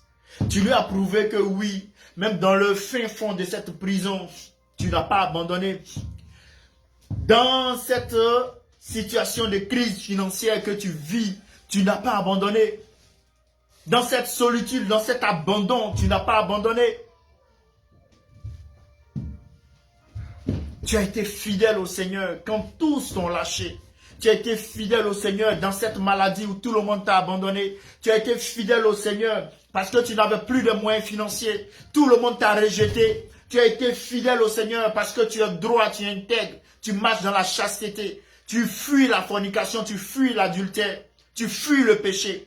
On te rejette pour ça. Mais tu es fidèle. Tu verras Jésus rentrer et te glorifier, te magnifier, te dire oui, ma fille, mon fils, j'avais parié sur toi que tu allais tenir. Ferme dans la foi, tu l'as fait. Sois élevé. Je réalise les désirs de ton cœur. Bien-aimé, toutes les promesses de Dieu, toutes les promesses de Dieu se réalisent. C'est un Dieu qui est fidèle. Ta persévérance ouvrira une grande porte à l'accomplissement des promesses de Dieu dans ta vie. Sois persévérant dans la situation dans laquelle tu te trouves. Sois persévérant. Ce n'est pas une situation qui n'a pas de fin. Je t'ai dit que la parole de Dieu, non seulement les promesses, elles vont te réconforter, mais elles sont aussi transformatrices. Elles vont transformer la situation en une situation de joie, en une situation d'épanouissement, pour la gloire de son nom et pour ton épanouissement. Bien-aimé, toutefois où tu demeureras persévérant, tu verras la réalisation des promesses de Dieu dans ta vie. C'est pourquoi 2 Corinthiens, le chapitre 1, le verset 20 nous dit ceci. Car pour ce qui concerne toutes les promesses de Dieu, c'est en lui, c'est le oui, en lui c'est le oui. C'est pourquoi encore l'Amen par lui est prononcé par nous à la gloire de Dieu.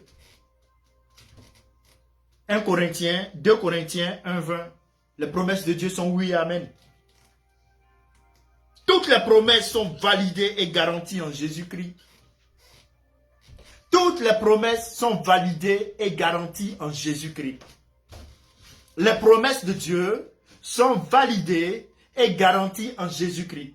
Voilà pourquoi tu te dois, je t'invite, mon frère, ma soeur bien-aimée, à faire confiance en Jésus. Oui, step by step, il va te faire avancer. Step by step, il va t'accorder ce sourire aux lèvres. Step by step, il va te permettre de sortir de ce gouffre. Attends son temps. Il ne faudrait pas que la circonstance t'emmène à abandonner la foi. La circonstance t'emmène à quitter la foi chrétienne. À abandonner les valeurs chrétiennes.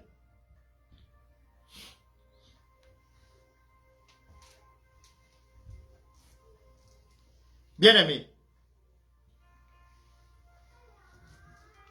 Spurgeon, Charles, un homme de Dieu, Charles Spurgeon, il dit, Dieu écrit avec un crayon que l'encre humaine ne peut effacer la fidélité de ses promesses. C'est-à-dire, ici, l'encre dont il parle ici, c'est l'encre, c'est-à-dire les traces de l'homme, voilà, les actions de l'homme. Mais Dieu écrit avec un crayon. Mais les traces de l'homme ne peuvent pas empêcher la réalisation des promesses de Dieu. Quel que soit ce que les sorciers, les francs-maçons, les occultistes vont faire autour de toi, la volonté de Dieu s'accomplira dans ta vie. C'est ce que Charles Spurgeon a évoqué.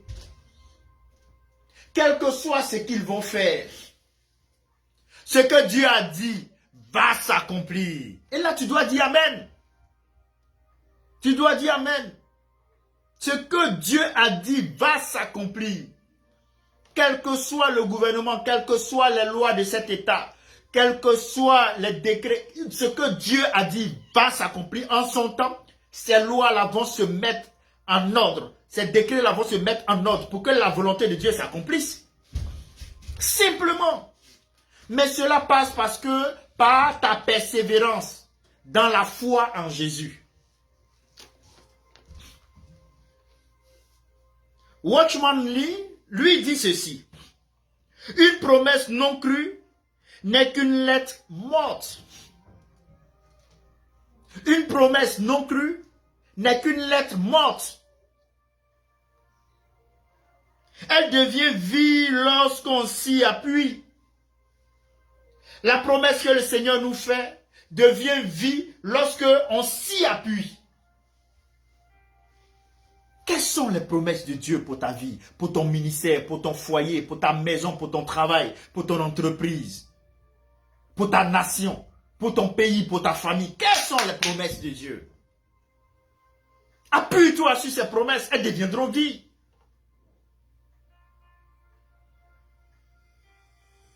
Andrew Murray a eu cette citation. Il dit, demeurer ferme. Demeurer ferme, ce n'est pas permettre aux circonstances de réduire la parole à une opinion. Demeurer ferme, ce n'est pas permettre aux circonstances de réduire la parole de Dieu à une opinion. Malheureusement, de nos jours, la Bible est ramenée à une opinion. La Bible est ramenée à une opinion à cause des circonstances de la vie, à cause des choix de certaines personnes. Pour ramener la parole de Dieu, c'est comme un livre quelconque qu'on peut lire ou pas et s'en passer. Non! Cette parole de Dieu a construit la terre, elle dirige la terre et elle annonce la fin de la terre. Donc ce n'est pas un livre quelconque. Ce n'est pas une parole quelconque qui doit être diminuée, dépossédée de toutes ses valeurs pour être ramenée à une opinion. Mais quand c'est une opinion, on peut dire, bon, c'est son opinion. Donc, libre à chacun de donner son opinion. Non! Nous ne donnons pas notre opinion sur la Bible, nous l'appliquons, nous la vivons. Ou si tu veux, c'est l'opinion de Dieu à laquelle nous nous soumettons. Nous nous soumettons à l'opinion de Dieu.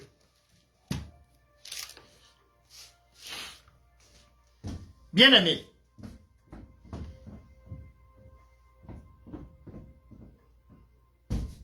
dans quel contexte peux-tu appliquer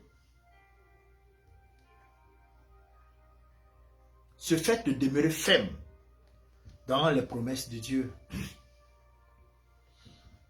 Je vais citer 4 contextes que je trouve globaux.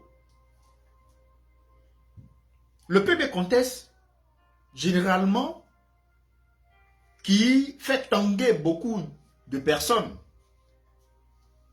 c'est la santé.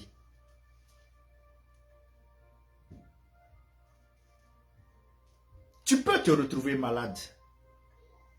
Bien-aimé, même moi qui vous parle, le Seigneur me fait la grâce de prier pour des personnes qui reçoivent la guérison, qui sont guéries. Mais je traîne une douleur dorsale qui fait que je ne peux même pas soulever. Quand je soulève un engin un peu lourd, mais j'ai une douleur persistante sur 1 à 2 semaines. J'ai comme le dos qui est bloqué. Et je prie, le Seigneur me dit, comme ma Paul, ma grâce. Et ça me permet de reconnaître que oui, sans lui, je ne peux rien faire et que c'est lui ma force. Et au travers de cette douleur, il m'enseigne, il me donne la sagesse. Il m'éduque. Parce qu'à un moment donné, je pensais que j'étais l'homme à tout faire, je pouvais tout faire, tout soulever, tout faire. Personne ne doit faire quelque chose quand je suis là, il faut que c'est moi qui fasse tout. Mais Dieu, ce mal-là est là encore, me permet de savoir que je suis un homme. Et aussi, j'ai besoin d'aide. La santé. La promesse de Dieu à ce niveau, c'est la guérison. Et c'est pourquoi il dit en Ésaïe 53, le verset 5. En Ésaïe 53, il nous dit, mais il était blessé pour nos péchés, brisé pour nos iniquités. Le châtiment qui nous donne la paix est tombé sur lui. Et c'est par ses meurtrissures que nous sommes guéris. Voici une promesse. lorsque tu es malade. Il faut prier, il faut croire, il faut déclarer cela. C'est un verset qui fait partie du célèbre chapitre prophétique de Ésaïe 53, souvent appelé le chant du serviteur souffrant. Ésaïe prophétise environ 700 ans avant Christ va venir. Mais voilà comment est-ce qu'il va venir. Il va venir, un Christ qu'il a annoncé, souffrant, qui portera le péché de l'humanité. Et ce verset-là annonce l'œuvre expiatoire de Christ. Ses souffrances substitutives, c'est-à-dire ses souffrances vont, une souffrance substitutive, voilà. Ça va, c'est-à-dire, il se substitue à nous. Il nous remplace. Les douleurs que nous on doit vivre là, Christ a vécu ça. Dans la maladie que tu es en train de vivre, Christ a vécu ça.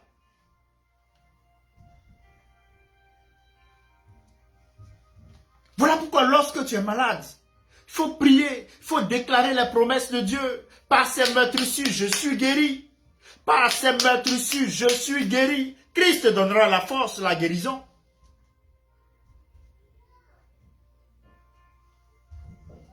Christ a souffert à notre place. Ainsi, la paix avec Dieu et la guérison sont des droits offerts à ceux qui croient en son œuvre.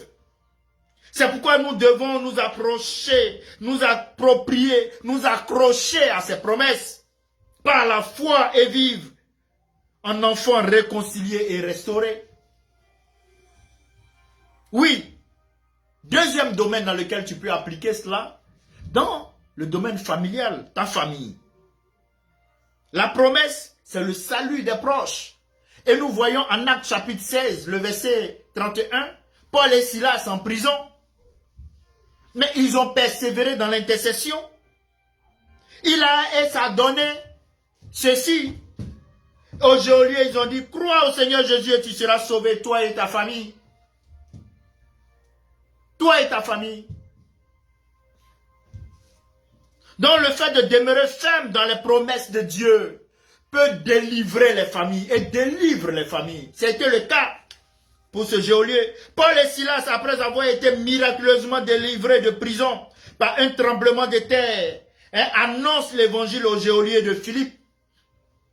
Ce dernier, bouleversé de leur demande comment être sauvé. Cette déclaration de Paul et Silas résume le cœur de la foi chrétienne, le salut par la foi en Jésus-Christ. Et je vous ai conté l'histoire du missionnaire dans mon introduction, Adoniram Judson. Ce même geôlier qui se moquait de lui, à qui il a dit qu'il tient, sa foi est ferme comme le trône de Dieu. Ce même geôlier est devenu chrétien. Ce même geôlier est devenu chrétien parce que Adoniram Johnson a tenu ferme, malgré qu'il était en prison dans des conditions inhumaines. C'est la même chose que Paul et Silas. Donc pour ta famille, garde les promesses de Dieu. Garde ta foi en Jésus. Pour ta famille. Tu peux aussi l'appliquer dans ton ministère. Un appel confirmé.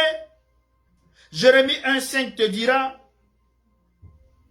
avant que je t'eusse formé dans le ventre de ta mère, je te connaissais. Avant que tu fusses sorti de son sein, je t'avais consacré, je t'avais établi prophète des nations.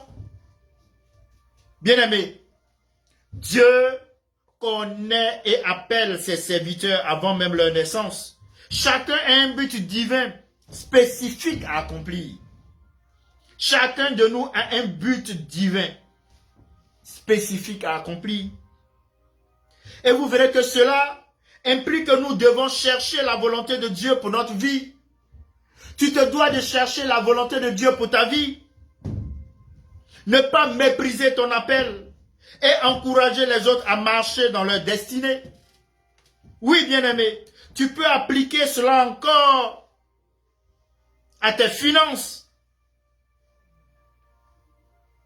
La promesse, c'est que Dieu pourvoira à tous vos besoins, comme le dit Philippiens 4, 19. Tu dois prier, vivre dans la fidélité et la confiance, parce que Dieu pourvoira à tous nos besoins. Et mon Dieu pourvoira à tous vos besoins selon sa richesse avec gloire en Jésus-Christ. J'aimerais finir par là, bien-aimés, et vous dire ceci. Dieu n'est pas limité par nos ressources humaines. Dieu n'est pas limité par nos ressources humaines. Il est riche en gloire. Et il pourvoit selon sa nature abondante. Ce verset de Philippiens 4, 19 nous pousse à vivre dans la confiance, mais aussi dans la générosité. Car la provision est souvent liée à notre obéissance et notre soutien à l'œuvre de Dieu. Bien-aimés, demeurer ferme dans les promesses de Dieu, c'est s'ancrer dans sa fidélité. C'est résister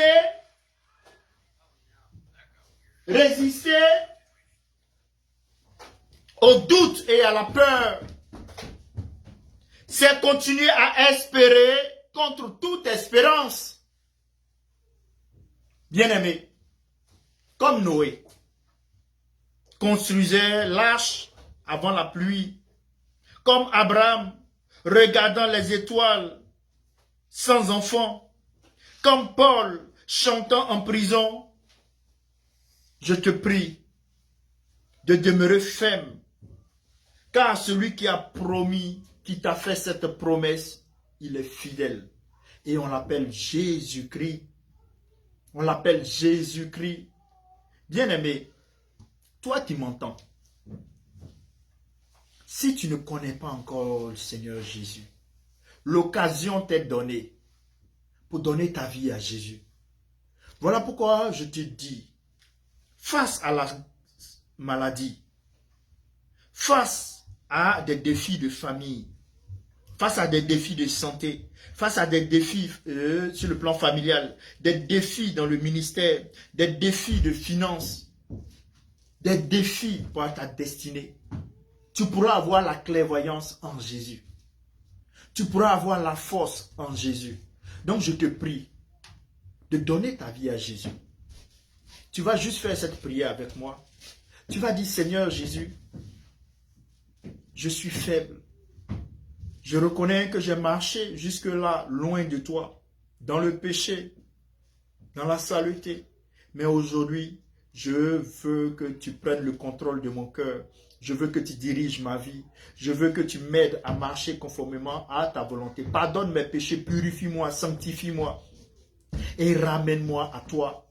Aide-moi, enseigne-moi, fortifie-moi et fais de moi une nouvelle créature. Que les choses anciennes soient passées et que toutes choses deviennent nouvelles dans ma vie. Je t'appartiens maintenant, Jésus. C'est en ton nom glorieux et merveilleux que j'ai prié. Avec cette simple prière, tu es maintenant chrétien. Et tu peux vivre, oui, rentrer et demeurer ferme dans les promesses de Dieu. Cherche à fréquenter une église où on enseigne Jésus. Attache-toi à la Bible, lis-la, parcours la Bible au quotidien et attache-toi aux promesses de Dieu. Il est fidèle, le Seigneur que nous servons, et il saura te combler au temps convenu. Soyez bénis, soyez comblés, et que la volonté de Dieu se fasse continuellement dans vos vies, au nom de Jésus-Christ. Amen. Amen. Amen, amen, amen, amen, amen, amen, amen. Amen. Nous bénissons le nom du Seigneur pour sa parole. J'aimerais vous laisser sur ces mots bien-aimés.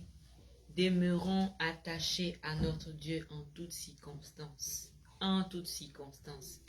Bonne semaine à vous et que le Seigneur vous bénisse. Shalom.